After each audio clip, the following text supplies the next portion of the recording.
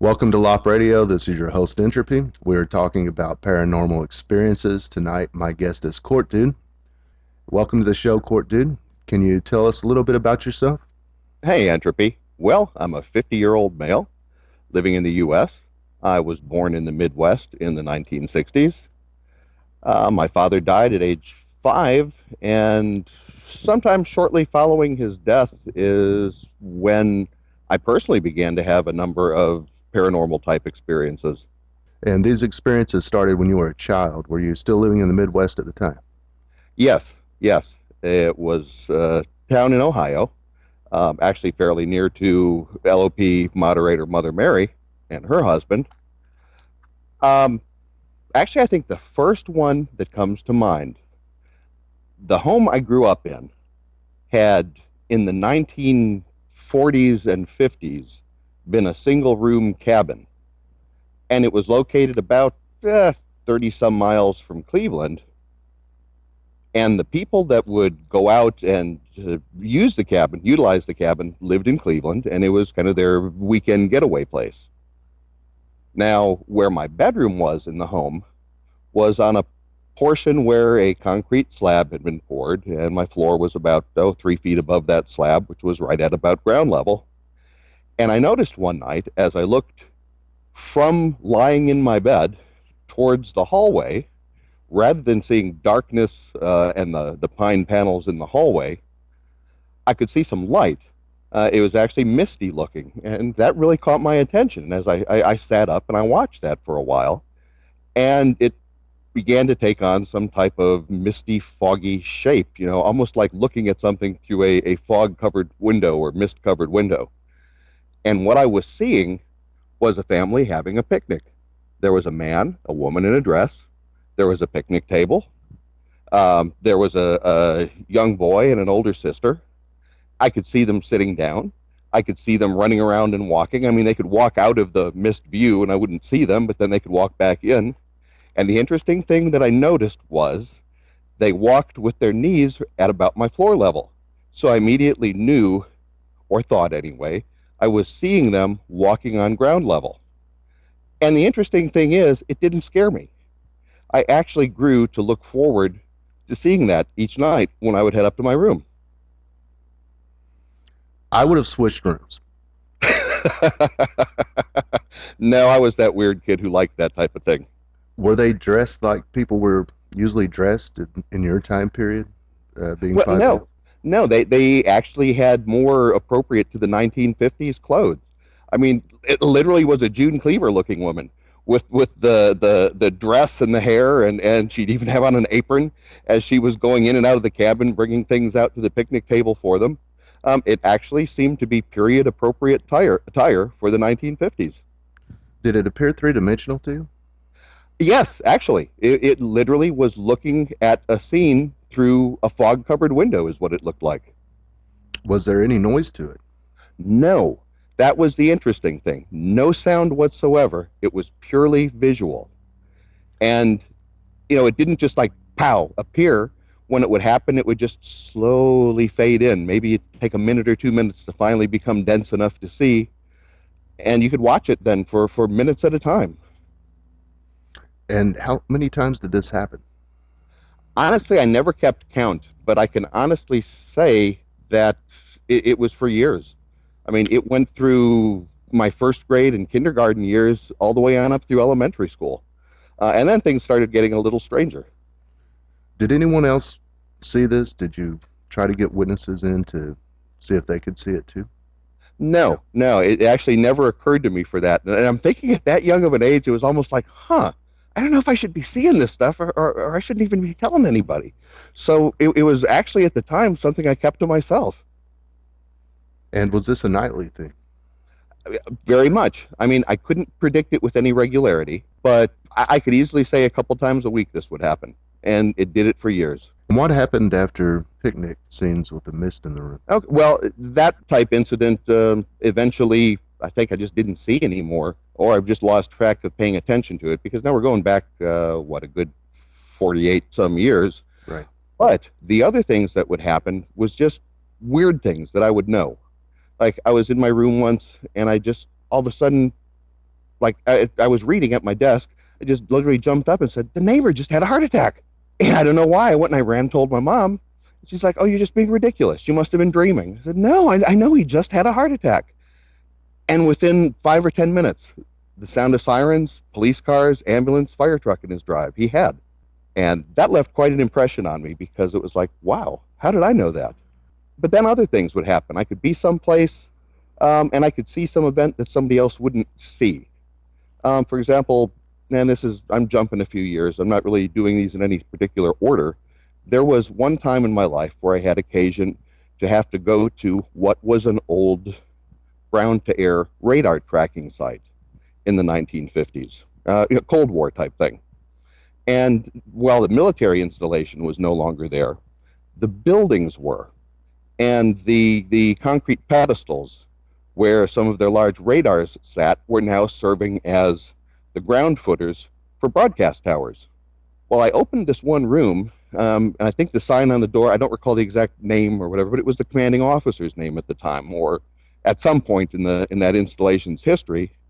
I opened the door, and instead of seeing this dusty, dirty room 50-some years after the installation's closed, I was seeing the room that was in full color. There was a calendar hanging on the wall, June 1953. There were oak desks. There was asphalt-looking tile on the floor. There was a GE fan. And this is the memory of that actually has served to be something I actually want to buy someday, just because I liked how it looked. There was a General Electric fan with a silver GE emblem in the center and a black cage spinning on the desk. And in that office was the commanding officer and the chaplain, and they were discussing telling a serviceman's wife that he'd been killed that day in an accident. And then it was just gone. I mean, no sound or anything when it disappeared. It just was gone. All of a sudden, I was seeing the room in its present state, all decayed and dusty, without all the furniture in it. If I may ask, when you see this room, do you see it like you saw the mist, or is it like you're actually there during this time period when this is taking place?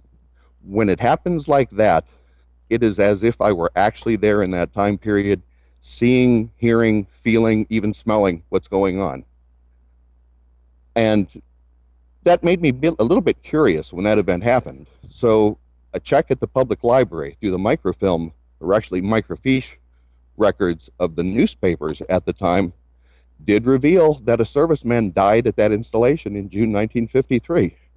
So that served as even more encouragement for me to feel that, or to believe that it wasn't an overly active imagination causing this. I was actually seeing something. Did these revelations in your fact-finding ever frighten you or alarm you? Or did you just consider it, something that's happening to me, and, I'm going to deal with it? Never was I frightened by this, which is interesting. I mean, even though they started, to the best of my recollection, around 5 years of age, it wasn't something alien to me. I mean, it actually felt like this is just normal. And here I am in my 50s, and that has continued to this day. For me, it's just a normal part of my life. What I may see or what I may hear, I interpret that literally as I would any other information I get. I use it in making decisions. Have you ever felt like you've been able to communicate with people through thought? You're talking what, like telepathy? Yes.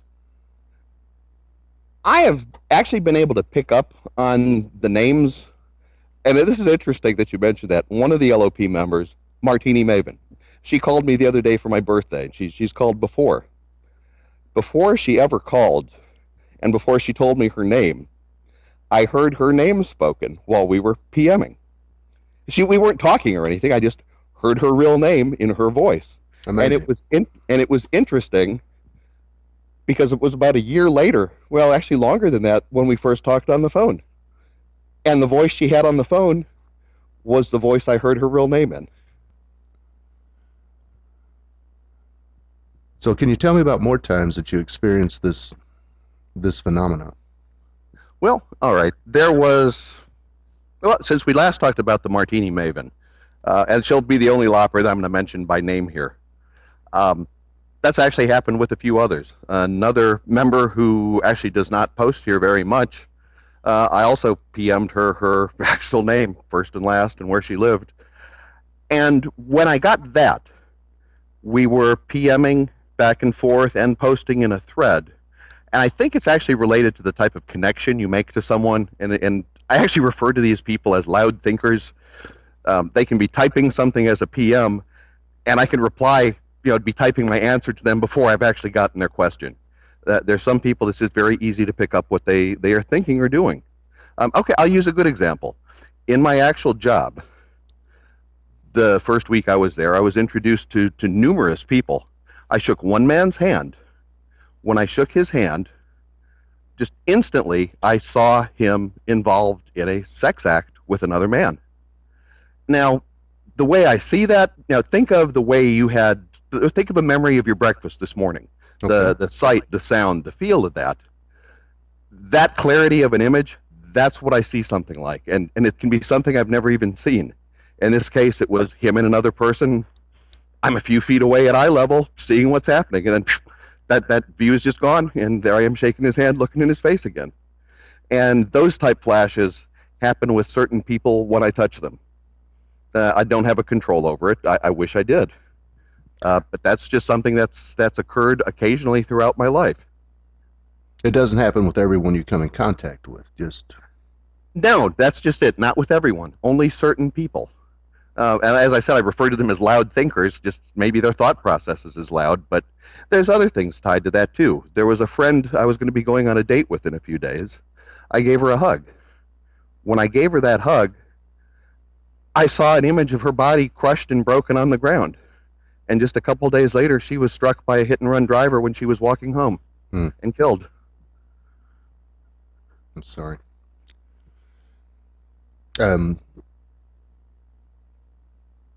Does it shock you when you get these revelations about people now, or? Actually, no. And see, that's the thing. That goes back to this having started when I was a child. It's never seemed strange to me. It has the quality of something I just should know.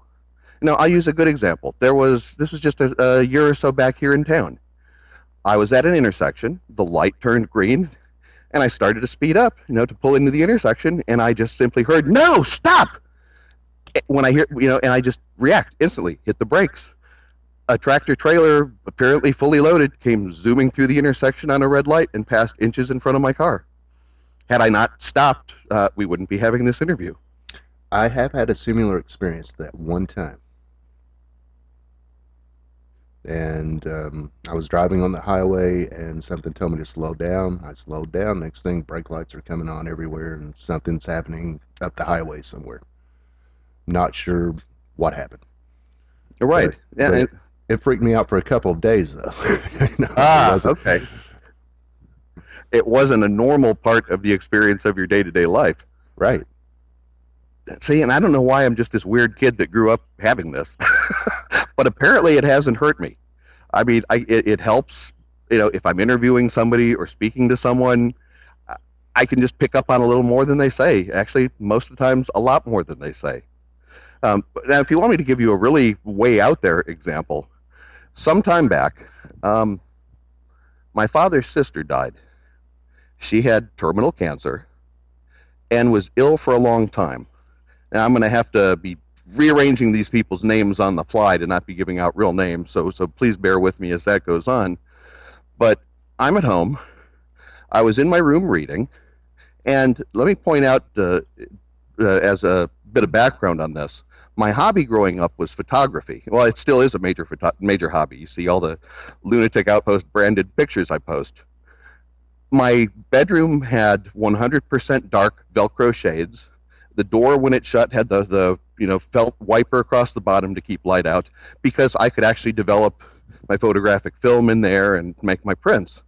So, bearing that in mind now, I'm in my room reading.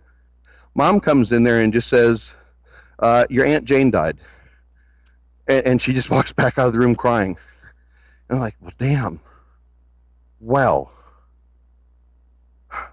Really upset. I put my light out. And I'm still just sitting up in the bed, but all of a sudden now my dark room is no longer dark.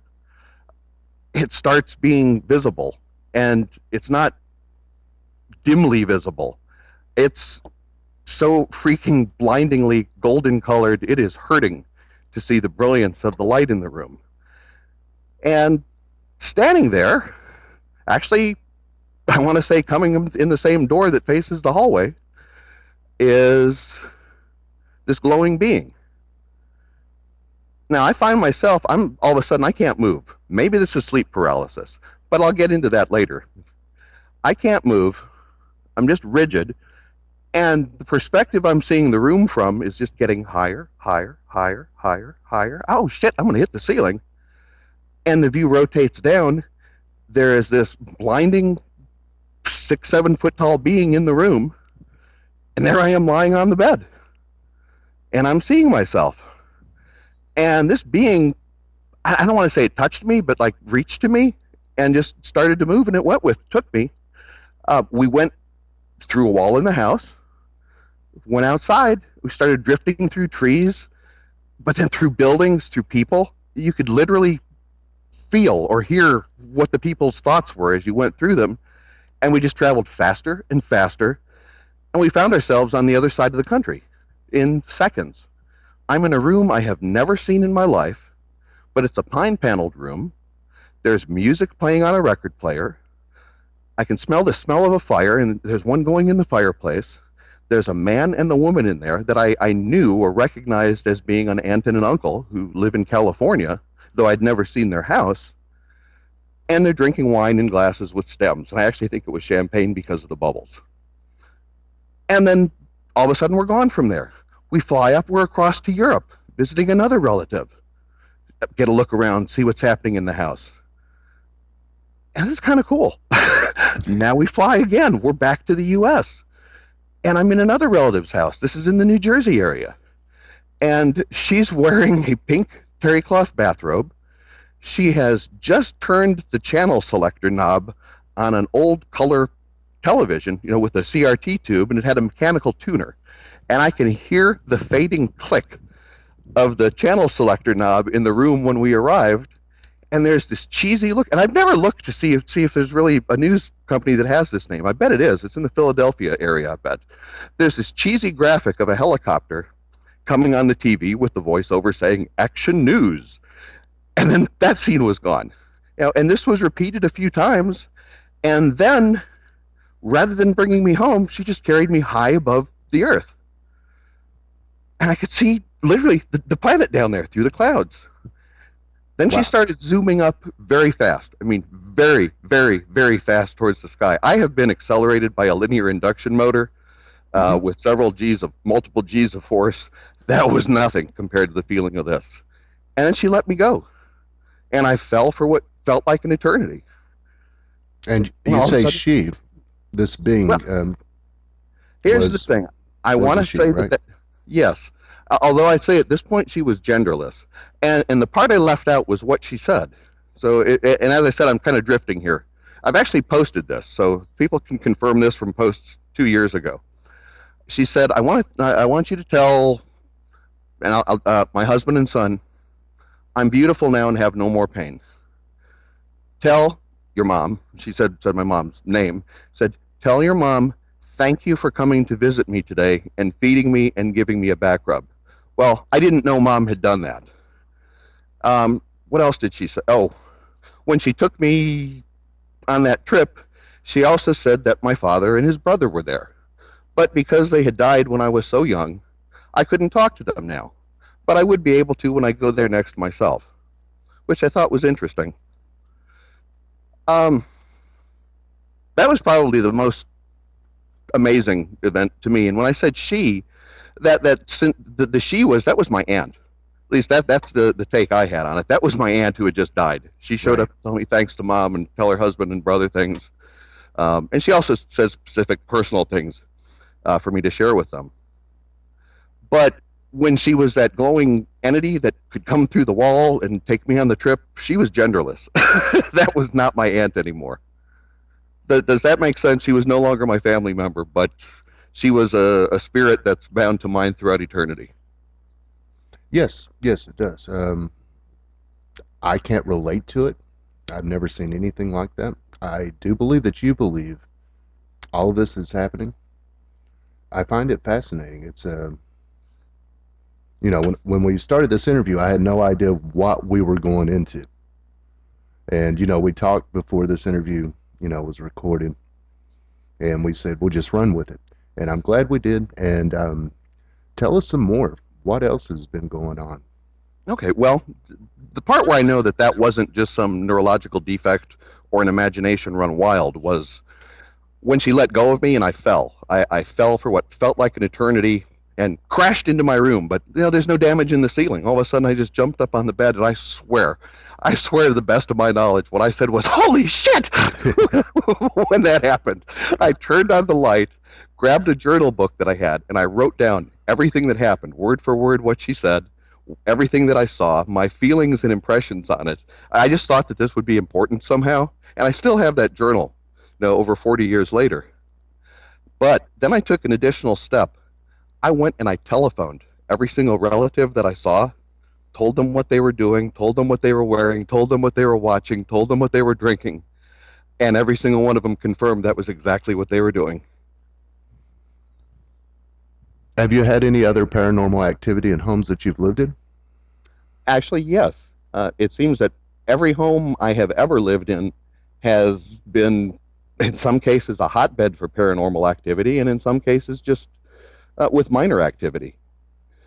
Prior to living here, where I do in the northeastern Virginia area, well, I'm in Richmond area. People know that. They can see it from my posts.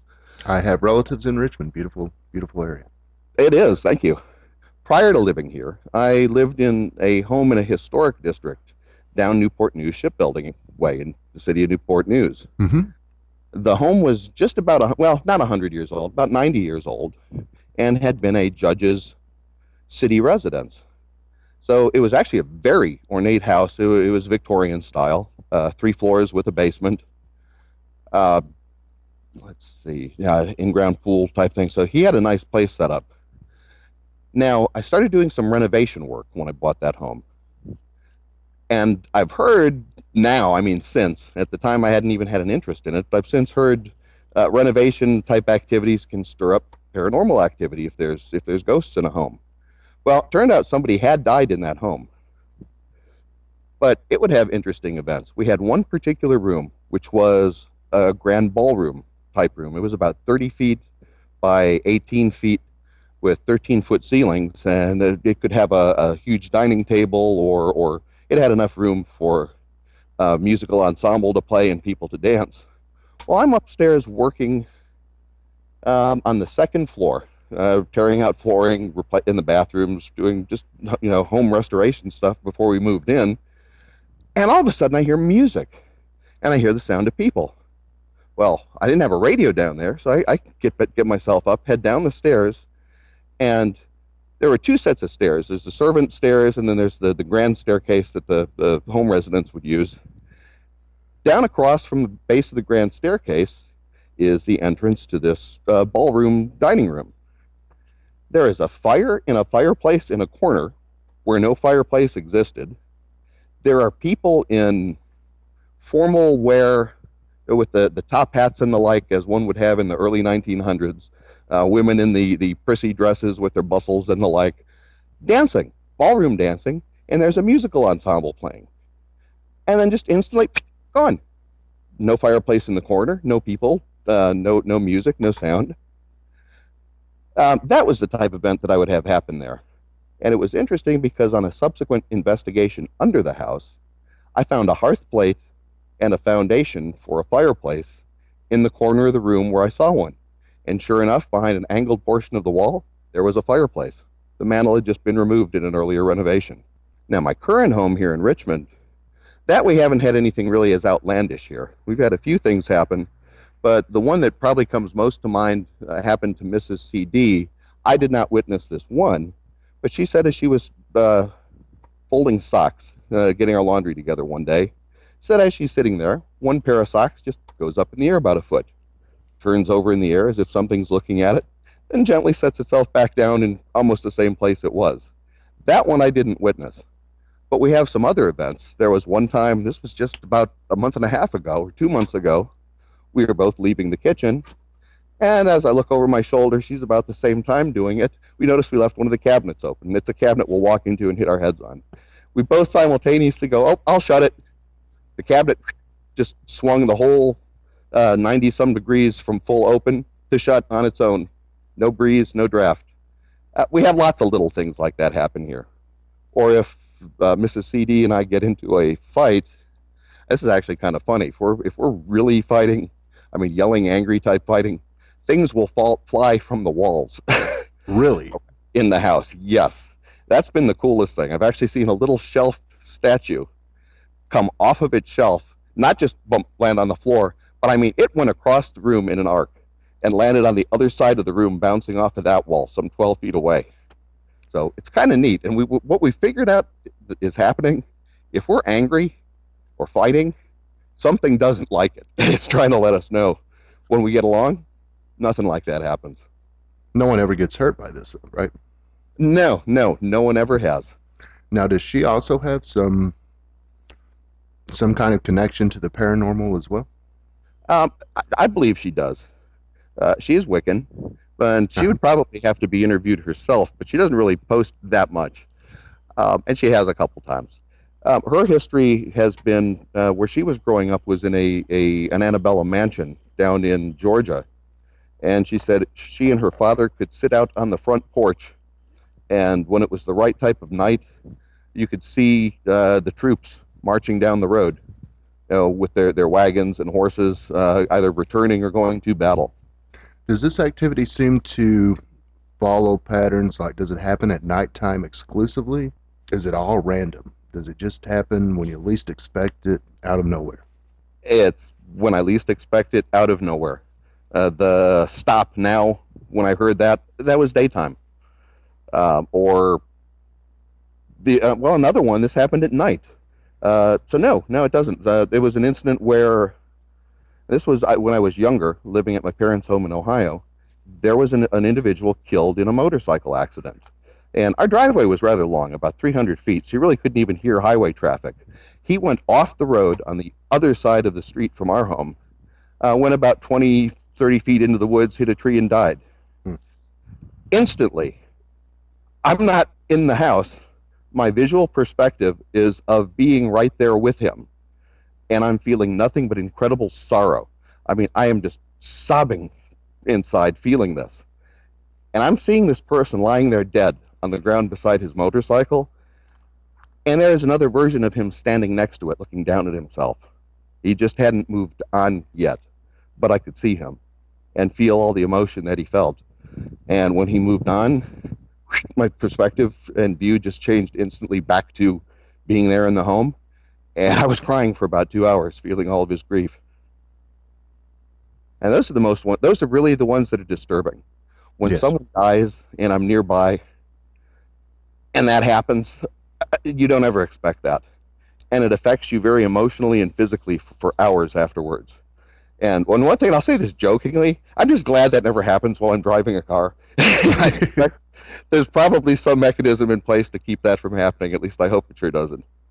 Oh, yeah. Can you see through these visions or apparitions when they occur to you? Can you see what's behind them, or does it take up the field of view completely in the general direction of the occurrence? Well, the only one where it was really something that was a thing interposing in my field of view was watching that misty picnicking of the people at the cabin that became our home. Any other time that happens, it just completely replaces my perspective. It's what I hear, it's what I see, it's as if I were there. And where I'm at presently, I'm not even conscious of anymore for those moments. Do you feel other people's emotions when they're around you? If they're very strong emotions, yes. It has to be, well, yeah, any. If it's joy, if it's hate, if it's anger, they don't even have to say something. If something is highly emotionally affecting them, I get a feeling for what's happening to them. And yes, like when Mrs. CD, if she's upset about something, it will literally make me physically ill. She doesn't even have to say anything. I just can feel it. And not just with her, but with other people also, if something is a strongly emotional event for them. You mentioned that when you're having arguments with her, that things will move on their own. Have you had any other experience with poltergeist kind of activity? Actually, yeah, twice. In that home that was down in Newport News, one of the times when I was leaving, I turned off every light from the upstairs, attic, third floor, second floor, first floor, all the way down to the basement. Shut the front door, turned and walked about maybe the 40 or 50 feet to the street, 40 feet tops. Got to the car, turned around, every single freaking light in the house was on, from ceiling to basement. I mean, from attic to basement. It took me 10 minutes to go back through the house and turn them all out again. So that was one instance.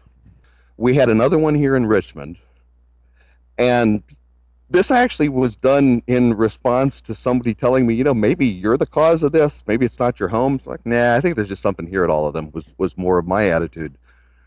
We have cats. I've got several cats here. So we normally keep them in the house. I mean, I've got a fenced backyard where Thor can be out. He's out here somewhere with me now. But they're not left out during the day when we're out.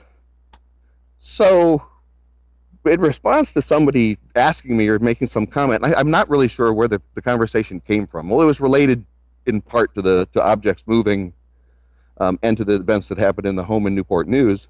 I said, I wonder what will happen. So I basically stood where I'm standing here now, out in the backyard between the pool and the house, looked at it and said, okay, show me what you can do. I want to know. And I didn't really expect anything and just kind of went on my way.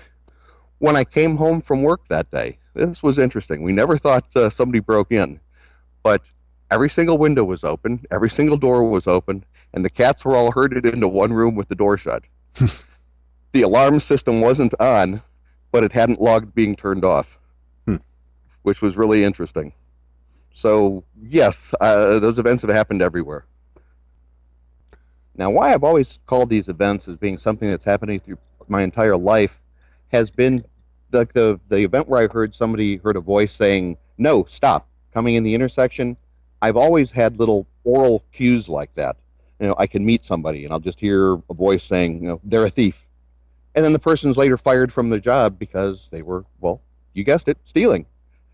So, and it's actually become just like another sense that I just use. If I speak to someone, I can feel their emotions. If I touch people, rather if they touch me or either way, not always will I get an insight into who or what they are, but when it does, it's definitely very revealing. And I guess I'll go into one other topic, and it's probably it's not a happy one, but it's one I posted, and in all honesty, it was one of the very first threads I posted at Lunatic Outpost when I came there. Somebody died. Okay. I don't know if I actually was a causal factor in it, but I strongly suspect I may have nudged things to make it happen. With the entire lifetime of little paranormal hints happening and events happening in the various homes I live, seeing objects move, having the golden being appear before me, I should have known there was a lot more, and maybe I was better in tune with this than some of the people that I know or most people that I'm with. Someone owed me some money. They had bought I shouldn't say new, they had bought a used Jeep, and they bought it about a week before payday. And they made enough that they could pay back the little bit they owed, but they kind of screwed me. They needed $150 to take care of getting insurance, getting gas and the like, because they had to spend all the money they had getting the vehicle. Fine, I loaned it to them. But the next payday, they didn't pay it back. Okay, no biggie, let's wait till the one after that. They didn't. Well, that went on for about a year and a half, and they left where they worked, went somewhere else. Well, then back in the spring of 2011, they showed back up working at the store where I had met them at. They were one of the clerks. I saw them again. They didn't offer to repay the money, and I knew they could do that, or at least thought they could. I just was pissed. I was incredibly angry. I came home and just was seething with rage and hate. I just came out, stepped outside, looked at the sky, and said, I want this person to die painfully, publicly, and spectacularly. And basically, I just summoned everything I could. So I summoned my unseen servants. I summoned my father, my relatives before him, and named a few ancient gods as well. and said, do this for me. Well, my wife comes home a couple hours later, and she has on the TV news. There I see the person that I just uttered that about a short while ago on the news. We turned it up. They had just been murdered in a robbery gone bad. And the ironic thing is that happened within the hour of me going outside and uttering that against them. And all three criteria were met. It was very public. They were shot while they were behind the wheel in their vehicle, and they crashed into the restaurant where they were picking up dinner. So it was quite spectacular. And they lived all the way until the ambulance got there and they were put on board it, and didn't die until they reached the hospital before advanced care could be given. So they died painfully also, as they were conscious most of the time. I'll tell you what, that taught me that there is a lot more to the paranormal or other forces than what we just see. You know, people have religious beliefs which require a lot of faith. I am not a subscriber to any organized religion, but I do respect other people's beliefs. But for me, there is very much the belief that there are non-human entities, there are spirits, if you would call them that, there are ghosts, there are angels. Speaking of angels, it had been over 40 years since the death of my aunt, when she appeared as or what I believed was her, appeared as the glowing golden being that could pass through walls. Well, that same night that the person died, she showed up again. And she said that I had brought shame to my family on the other side, and that I was hereby forbidden from hating anyone like that again. I was going to ask, do you think it's possible that you were picking up on feeling the emotion tied to your experience with this person instead of actually causing it? See, I don't think I caused it. In all honesty, when I hear those voices, and I'm not saying it's like some delusional voice, but when I hear the, stop now, and I stop at an intersection and it keeps me from being hit by a passing vehicle, I honestly think whatever those voices were, whatever those forces are that perhaps are in my home, curiously moving things, opening or closing cabinets, warning me or giving me insight into other people when I touch them, I actually believe those are probably very real. And I tasked them with something. And they acted on that task and did exactly what I wanted. And again, I would have thought it was just the product of some fertile imagination, but for the fact that that actually did happen an hour after I uttered it. And again, it could all be just chance. But, and again, this could all be imagination or insanity. The golden being reappearing after over 40 years of an absence and telling me I was now forbidden from doing that. So I haven't done that. I've experimented with a few other things, seeing if they would do other things for me, things not so lethal to other people, and it's met with surprising success. So you can use this for personal gain if you choose to. Well, it's interesting.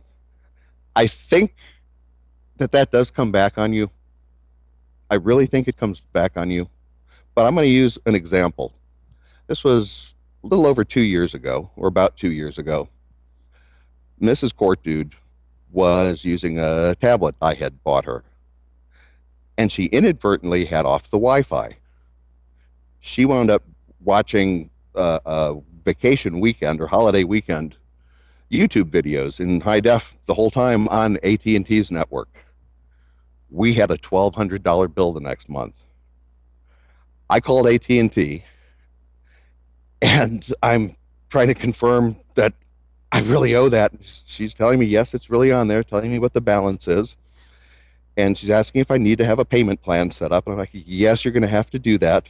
And she's starting to explain the payment plan while I am literally with every fiber of my being just screaming in my head, no, I cannot pay this. No, I don't have this kind of money. No, this just hasn't happened. Mid-sentence, she stopped telling me about a payment plan and told me how my account was current and that she had found an unused service. So I had actually a $70 credit coming back from them that she applied to my account. I didn't consciously go, hey, do this for me, guys. I just wanted, with great intent and singularity of purpose, for that to happen, and it did. I've tried a few other times. You have to be really emotionally charged, or rather, I have to be emotionally charged. Something that's upsetting, something that's close to my heart. If I give a specific requirement or need, it's happened, and that $1,200 bit has been repeated no fewer than 7 times. Not with them, but with just other accounts. And I've stopped doing that because I think that's actually what has caused me to be a little bit short on money now. You got to pay back if you use something for personal gain, and I kind of experimented with that and see that is not a good thing. And it's actually kind of hard to say this, but if you wanted to interview, and I wanted this to be honest and from my heart, so you're getting it. I thank you. So in that regard, yes, I've tried. I haven't gone and said, hey, give me the lottery. I think that would definitely work, and somebody would probably wind up dying, me or the wife. So I'm not going to do that. But yeah, it's worked when you've tried it. It's worked when I've tried it, when I've had a genuine need. And a lot of things I think also are just nice little synchronicities in life. I'll give one example. LOP needed some money this summer, or earlier in the summer. They needed $100 for the till. Right. I wanted to get this particular lawnmower. The lawnmower is $399. Well, Marco really needed the money for it. So it's like, well, dang it. You know what? I'm a Western Union it to him. LOP is more important than my lawn. And yes, I do have a philosophy like that. My lawn would be neglected if it were up to me. But in any event, so I sent off my money, but just a nice little bit of fortuitous synchronicity. That very same day, that mower for $399 went on sale for $299. That is so amazing, so ironic. And, it was. Wow. So LP got the till for the rent, and I got my mower. Yeah, I do what I can too. I really love the forum. It's a good place. Well, it's a good place to donate. Gosh, this wasn't supposed to be a commercial for that. Sorry, guys. Yeah, I'm supposed to edit those in later, but okay, it's fine. I'm sure they're not going to complain about it. So where else do we want to go? I can tell you a little bit about my background. My background is in. I don't know if you want to go there. Yeah, tell us about CourtDude. What is CourtDude like? Where does he come from? What's your average day like? How's work? Yeah, well, I love my job. I'm a network engineer, network admin. So I'm essentially paid to do my hobby, which is kind of cool because in most regards, then no day is a day at work. So that's kind of nice. My background is in electrical engineering.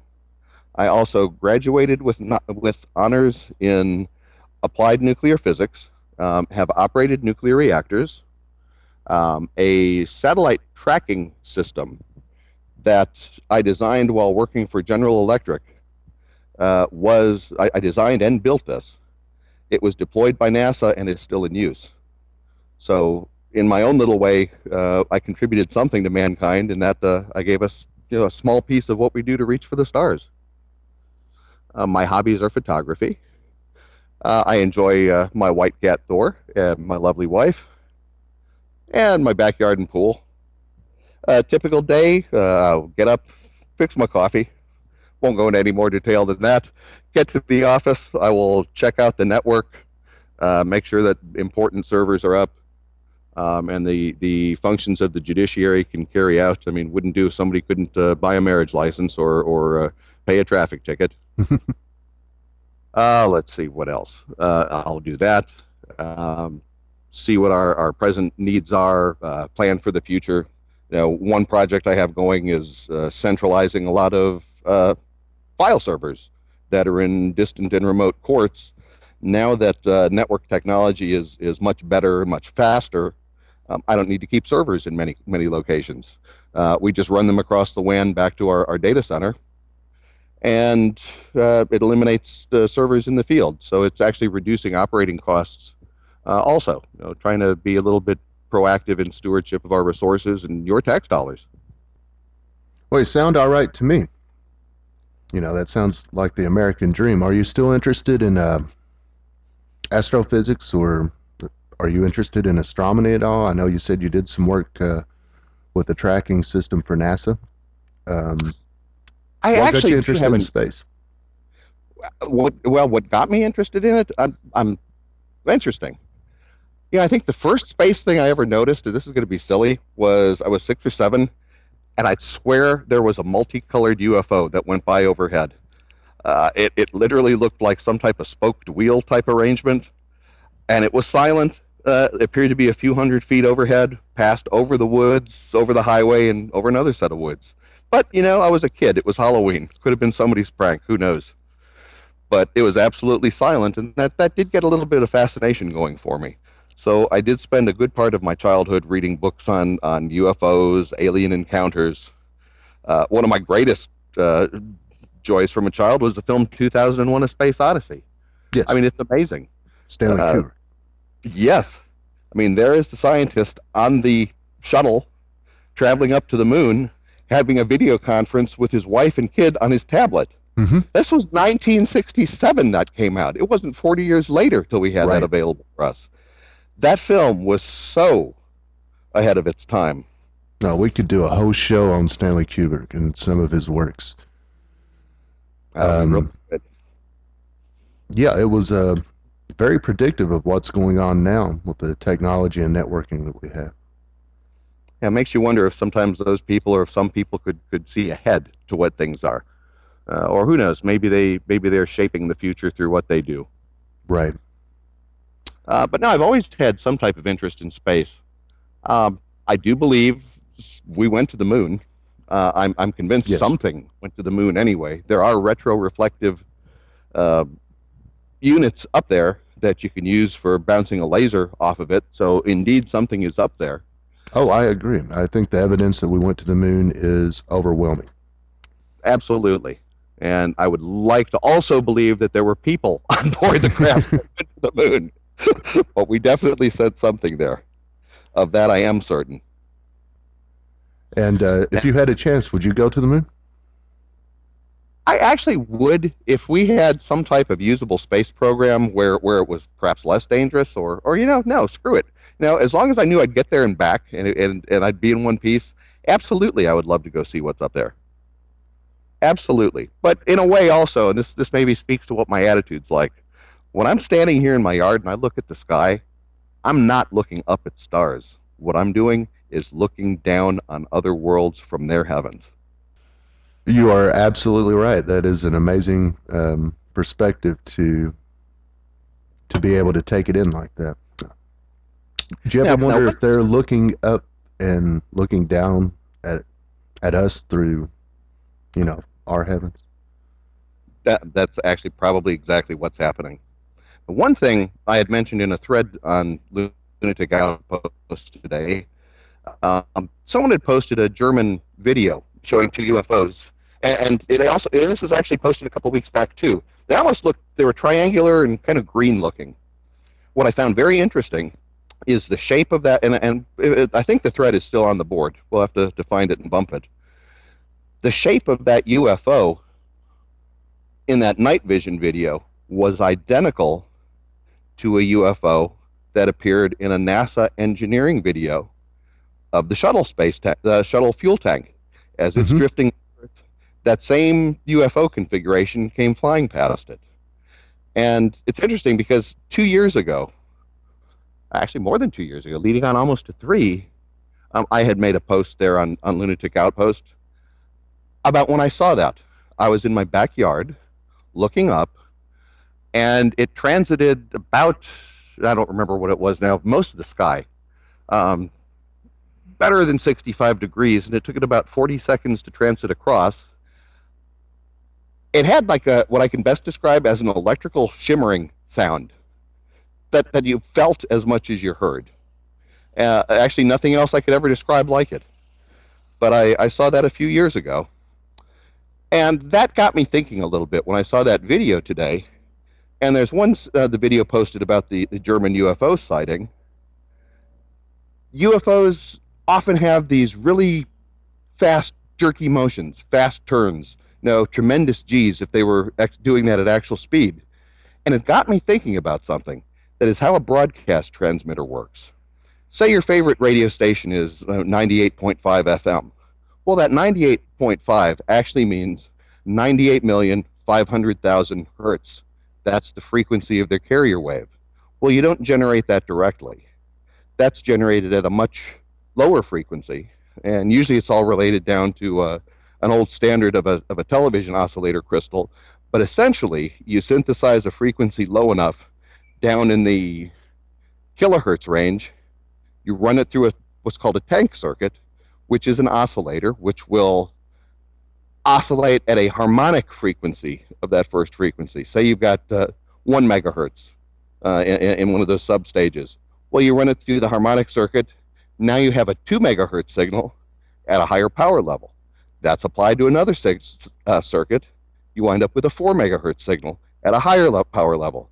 And so on and so on. You run it through multiplier stages until you have the desired transmitter frequency at the desired power level. Well, that got me thinking. Compare that to the UFOs. For us to make a say, multi-kilohertz change in the frequency of that final carrier at 98.5 megahertz, you need to make only a very small change in that base frequency, because that frequency deviation is going to be multiplied with each successive frequency multiplication. So that got me thinking, what if some of those effects we see of a UFO moving fast are that we're not actually seeing the UFO itself? The UFO's power system or propulsion system, suppose that in some way affects its appearance or physical properties in free space, and also where it would appear to us in a timeline. And I'm getting at this. Infinite speed, i.e. teleportation, effectively means you're in every place at the same time. You're here and you're there. That's how you get there immediately. Well, if you're traveling at that fast, you're going to have some type of temporal effect, as the dearly departed Dr. Einstein tried to share with humanity. Yes. So what if the same thing is happening with that flying saucer's power system? A small change in time for it is similarly multiplied. So we're not actually seeing the real UFO moving at its time. We're seeing, in effect, a time harmonic or a temporal harmonic of its placement. Not just like you have a frequency harmonic in order to make your radio signal. We're having a side effect of the UFO's propulsion or power, creating a temporal harmonic of it, and what may actually, and think of it in reverse from the frequency multiplication in a broadcast transmitter. And I'm really reaching here, so this is where we're getting into the woo and maybe bullshit area. Think of the UFO making a 2-minute maneuver. It moves a half mile, then it slows, makes a 90-degree turn, moves another half mile. And that's a 3-minute operation for that to happen. But since we're not actually watching the actual UFO in its timeline, we're seeing a temporal harmonic of it. We see that 3-minute motion happen in a fraction of a second. Wow. That would completely eliminate the issue of stress upon the occupants, stress upon the craft. It's not that they're actually moving at those great speeds. It's just we're seeing a temporal harmonic, i.e. another copy of it, existing in our timeline because of the effects of its power and propulsion. And that's not completely lost either. Einstein did prove that gravitational fields will affect light, and sufficient speed, they've already proven, affects the passage of time. You put a clock on the ground running at one speed, put another, run it in a space shuttle around the Earth. When it comes back, it's a few fraction of a second behind the Earth-based clock. So for me, that tells me, yes, we can actually prove that there are temporal anomalies we can cause. And I'm thinking with a sufficient power source and it perhaps causing temporal harmonics that we're seeing, that gives us the effect that we see of the UFOs executing extreme maneuvers now. We're simply seeing them accelerated from their actual speed. How did you get involved with conspiracy websites? What brought you to Lunatic Outpost? I actually started out years back on another website called DrewCurtis'sFark.com. And it was more of a news site, but it didn't seem to have the discussion side. And they didn't concentrate on what was becoming interesting to me. Aliens, ghosts, paranormal type stories and experiences that people had. So that led me on to, well, a couple of the other sites that are conspiracy sites out there. I came through the same path as Disturbed did through that site. Also checked out a few of the others, Above Top Secret and Alien Earth, where many of us go on occasion. And I wound up here at Lunatic Outpost in an event that's referred to as the Great Purge of 2011, the Super Bowl. And I was immediately welcomed by Richard Eldritch. Yes. And have made Lunatic Outpost my exclusive home on the web since then. That is the only place I post. I consider it my home too. Sorry for the pause there. Let me ask you, I believe I read in a thread here at Lunatic Outpost that you believe that UFOs were not necessarily aliens, but possibly us from the past? Yes. Yes. Yeah, I'm thinking in terms of that. Go back to Zechariah Sitchin's stories where he's talking about the Sumerians and the Anunnaki. Mm-hmm. I'm thinking those UFOs we're seeing, if they're not from our time, I don't think they're from the future. I think they may be the beings that were here then. Maybe not all of them, but I think a lot of those ships are possibly from that time. That's what I was saying. They were from There's so many possibilities on the origins of unidentified flying objects. Oh, absolutely. I don't used to think have a much greater interest in it when I was younger. I've fallen out of it since, but there's just too many unexplained things flying around for it all to be ours. Stuff exactly. I really, really would love to get a good set of night vision glasses or a night vision scope, whatever it is, third generation or whatever the current one is that so many people have great success with at recording objects. And there are some very impressive videos out there. Delta-shaped objects flying around, or objects that from the ground look much like the boomerang-shaped UFO that flew over that Nevada town a few years back. I would just be fascinated to see that. Yeah, I seem to recall a story back in, was it Phoenix, Arizona, where they had a massive sighting of a large triangular-shaped craft. That's the one I'm speaking about, yes.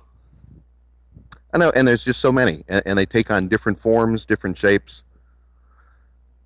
And even in some of the Middle Ages paintings, you have objects in the sky. Yes. And it's interesting that now they say, oh, no, that was just metaphorical, or that was just to represent something. And it's like, no, it's a freaking UFO, for God's sake. It's right there in the picture. Yeah, there are a lot of pictures like that in ancient Indeed. history. And the other thing that fascinates me, everybody talks about the Nazca lines. Okay, so we've got the lines, but they always seem to overlook the other glaring inconsistency with that area. You have solid granite mountains, or it's like regolith, I believe, a really hard stone, and the entire tops of the mountains are cut off. I mean, just flat, like somebody's come by with a plane, and there is no debris from the mountains down in the valleys. It is just gone. And there are hundreds of mountains like that down in that area. That is a good Google search to find those. I will have to look into that. I did not know that.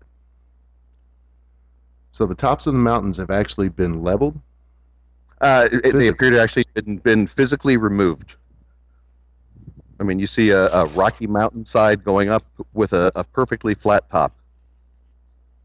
And I'm not talking about like some butte like we have out west in the U.S. I mean, from an aerial view, it literally looks like someone just came by with a big machine and just cut them all off. There are Makes you wonder so why. many unexplained mysteries of the past. It really makes you wonder. Oh, exactly. You have the canals that are down in the Gulf region. And what's interesting, and this is something that I took a personal hobby in for a while when I was at a site prior to that purge, is the number of canals that you can see in the Gulf and then up the Florida coast, up around Virginia, on up all the way into Massachusetts. You can look in some Google Earth pictures and see what literally look like the roads, highways, foundations, paths where buildings could have been, except these are thousands of years old, or so it appears to be. So what was there before? What got wiped away? I don't believe we're the first civilization here. I think there was a tremendous event that took place at one time. A good example, or another example, of something that could have happened on a global cataclysmic scale is look at Easter Island. Yes, there are Moai heads sitting on a platform looking west, but you have all the other Moai that are about the island that are full-size statues. There's 45, 50 feet of them buried underground. And it doesn't look like they're buried because when they've excavated them, and I've posted these pictures on Lunatic Outpost before, it's just all stable, undisturbed earth settled around them, i.e. silt. So what happened that caused all those Moai to be buried in 45 feet of silt on the island? And now hold that thought and go up above the Arctic Circle. Yes, we have lots of mammoth skeletons found, mammoths that are still frozen in the tundra, with tissue. Yes. But they also have saber-toothed cat skeletons all through there. So, and those are a tropical type animal. But the thing is, those elephants, not elephants, I'm sorry, the mammoths whose bodies are found there, they have severe injuries. I mean, crushing injuries, broken ribs, broken bones, throats, stomachs full of silt and gravel, and they're buried in silt up in the Arctic. Something happened. Mm-hmm.